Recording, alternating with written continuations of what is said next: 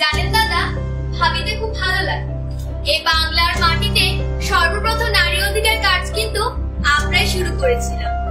এই যে দেখেন, এখন নারীরা পাঠশালা যায়, অফিসে যায়, দেশ পরিচালন করে। যদিও নারী অধিকার নিয়ে কাজ করতে গিয়ে কিন্তু লোকে আমার ভোট কার্ড সম্পাদন করতে চায় না, তথাপি শান্তি পাই।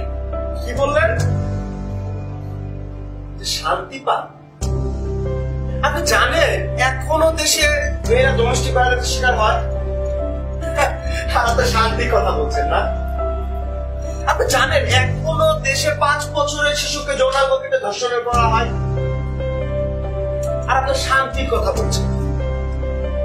আপনি যে অফিসের কথা বলছেন না, অফিসে তো মেয়েরা নিরাপদ নয়, সেখানেও নারীদেরকে সহিংসতা করা হয়। আপনি শান্তির কথা বলছেন।